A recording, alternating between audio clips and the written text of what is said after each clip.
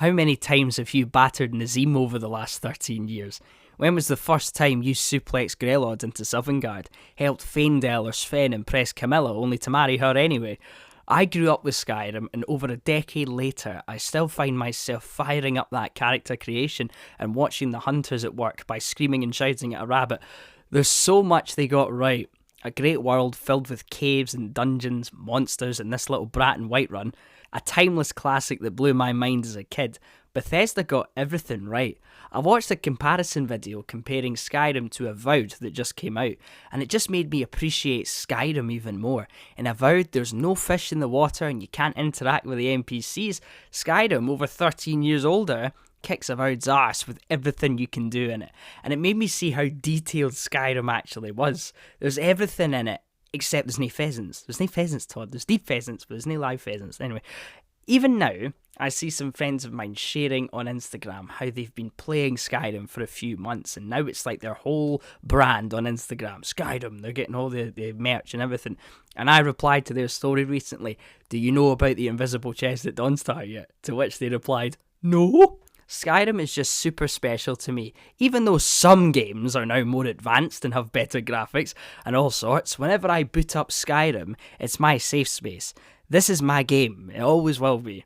The one that means the most to me. It blew my mind as a 13-year-old kid and was with me all the way through school to my adult life, and I'm still playing it.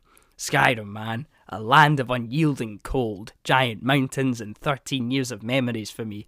I am 26 now, and after booting up Skyrim once again, I have now been playing Skyrim for half my lifetime. You know, I must have played over hundreds of games over the years. Most of all those games, from Sonic the Hedgehog and the Sega to Ultimate Spider-Man and King Kong and the PS2, I have always enjoyed the games I have played. When I was 13, however, Skyrim turned up, and it was just that little bit more special than the other ones. I remember exactly where I was. I was in school, and it was the morning before our first classes, and a friend of mine went to me, "Have you heard about this new game coming out?" He said there was a new game releasing in the next few months called Skyrim. I remember him saying that the map looked like Scotland, and you were fighting dragons and giants, can walk up mountains, and that Christmas, mind, all of us were like 12, 13 years old, and we all played different games. You had the Call of Duty gamers in one corner, the FIFA gamers, but that Christmas, every one of us all got Skyrim. Everyone wanted it, a single player game. I remember one of the older kids got it when it was released in November, and it was like, no way, does he like it? And one of my pals saying, he says it's awesome, and we were proper getting hyped up for it. I always remember the build up and looking forward to it releasing. There was an old video of Todd Howard sitting in front of a screen. Might have been E3, I can never remember what it was. But from that moment, I was on the hype train. And then Christmas came, 2011, and of course, Santa brought me Skyrim. And I remember I was showing my dad when it booted up, and it was the execution bit, and one of the Stormcloaks shouts, "You Imperial bastards!" And he went, "Oi!" I wasn't allowed to play games with swearing in it, right? But they let me keep Skyrim, it's alright. Thing is, now, Skyrim is 13 years old. Skyrim is as old now as I was when it first came out.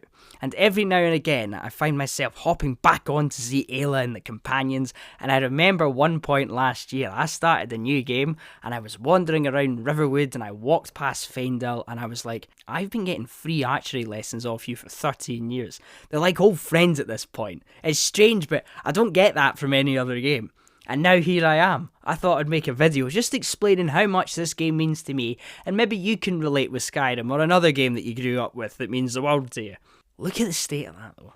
I live in the Scottish Highlands, right? I see pheasants all the time, right? There's no pheasants. Oh, hold on.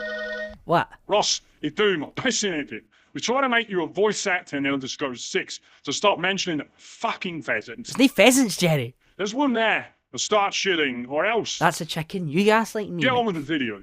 Boss. Piss off. I remember that moment in Skyrim. I just finished the Helgen mission and stepped out into the land of Skyrim for the very first time. It was with Hadvar, and just seeing the sprawling landscape for the first time, and at that point, I knew nothing about what was waiting out there for me to discover. And my very first time in Riverwood, I'll never forget this, I walked in and immediately just killed the chicken, and the whole village just straight up murdered me for that. Pretty sure a lot of people did that first playthrough. All my friends, we all killed that chicken, right, and getting obliterated. I then went on for years and years and had countless different characters and builds, made different choices, and even today, revisit Skyrim, it's like my comfort game. There's something so relaxing about playing it. You could be doing nothing. You could just be wandering around up to Dawnstar, across the snow to Winterhold, and you have this stunning music playing over the top, a deer runs past, and so many times I've been there from a kid until now and just thought, this is what gaming is all about. I love how every NPC except the guards has a name. They have a little life story, they have their own traits and their own little lives, and sometimes they hand you a side quest. It's just great. There are many things that make Skyrim truly an awesome experience, even by today's standards. One of these things that I don't hear people mention, to me, Skyrim reminds me of playing with toys as a kid.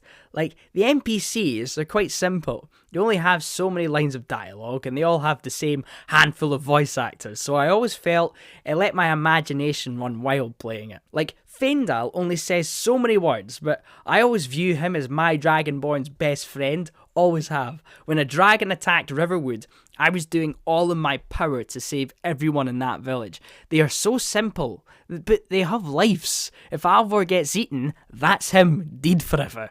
And his family react to it. All these characters had homes, they had jobs, they went to the inn every night for a pint, and you have Sven there singing songs and throwing shade at me for grassing him up to Camilla. You deserved it. Faendal's girl now, till I married her. In fact, that's one of the best things about Skyrim. The NPCs. They've all been memed to death. You have the ones everyone loves to hate. Nazim, of course. Even his wife hates him. But Whiterun just wouldn't be the same without this wee diddy. Aaron, he's the bampot, right? I hate him. You marry Mjol, one of the baddest, the best companions in the game, and you have this milk drinker following her around like a little dog. But don't worry, he isn't a problem for long when I'm done with him, right? Once I hit him with a fury spell and got Mjol to kill him, right? Beat that. That's experience, right? You have Lemkill in Rorikstead, whose name is an anagram for kill me. Kill him! Adopt his daughters, done. That's what good guys do, right? But I have to mention one of my favourite NPCs that I never really see get memed at all. Volwulf Snowshod. Just walk into the Bee and Barb in Riften and just listen to the stuff he's screaming and shouting about. He's telling his son, drink up, like all this. And if you're an Imperial, he'll call you an Imperial bastard to your face, right? He is a retired warrior and is a full-on Stormcloak guy, you see. His daughter was killed by the Empire, so he doesn't like the Imperials, right? And he'll let you know if you are one. He's got unique dialogue. One of the reasons why Skyrim has lasted as long as it has is because simply the game is bloody massive, right? Once I started putting numbers to things in the game, it's extraordinary how much is crammed into those 14 square miles. Like, it's not a massive map, 14 square miles, but it's really dense. For a start, there are hundreds of caves and fortresses filled with bandits and dwarven ruins and dungeons, and these ruins are massive. The dwarven ruins, you could spend ages lost in them, being attacked by the farmer or the dwarven spheres. I hate them. The game is massive when you combine all the mountains, the cities, the caves, dungeons. Once you combine all of them, there are just under 200 of them in Skyrim. Of the dungeons, right? Clearable dungeons and caves. It's pretty much endless. The main ability of the Dragonborn, the shouts, there are 27 shouts in the game. Each shout has 3 words of power. That's 81 words you have to learn in the game. And a lot of them are a reward for clearing one of those dungeons. So how long you have to spend learning all the words, and that's one aspect of the game. You have all the 160 odd spells you can learn as a mage. There are about 250 weapons to unlock according to this article from The Gamer.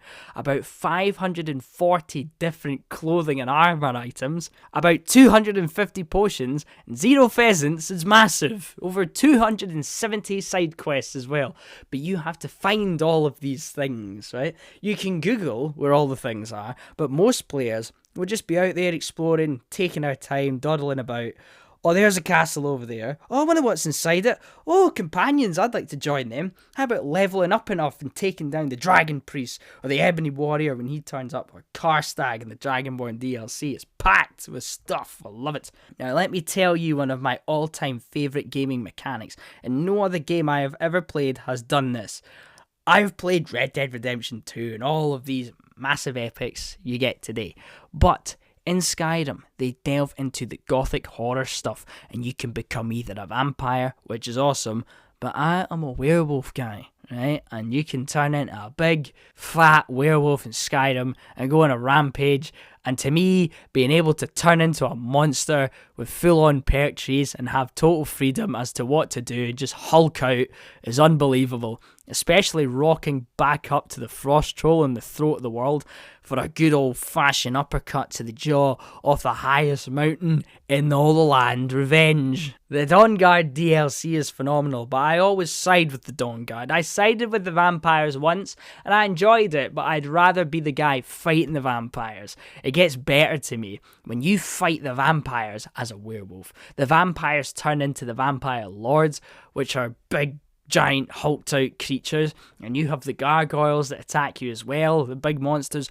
Nothing is cooler to me, again coming back to using my imagination when playing, and the twist of the vampires realising that the Dawnguard dude they're up against is a monster as well, thanks to the companions and the battling, right? It's just pure Van Helsing. Vampires versus werewolves, and that's one aspect of Skyrim. If Ubisoft were tasked with building a game like that, they would make the whole game vampires versus werewolves. Bethesda made it one aspect of Skyrim that's totally optional. You don't have to be a werewolf. You don't have to be a vampire. You can level up your speech and become a Skyrim billionaire if you want. Sneak around and one-shot a dragon with an arrow. It's all possible, mate. That's the thing. The freedom in Skyrim is what makes it so special to me. You don't have to do any quests. You can just chill and work at a mill or make potions all day. But screw that. I'm going to visit a giant to give me an early demo of the spaceships in Starfield, right? In the end, Skyrim is a fabulous game, and I absolutely love it. There's no pheasants though. There's no pheasants in this game. I've looked. I've been in every cave, every forest. There's no pheasants. I've had enough of your complaining. We don't need you anymore. Who is that? It's the new you. We have the scientists who clone Avril Lavigne to make us Ross who's a little more compliant. Gothby, I'll never surrender. I want my pheasants, Todd. Number 2, take his place.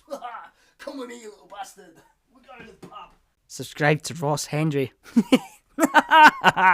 Or don't, it doesn't matter really, you've watched it all, so I've got my view.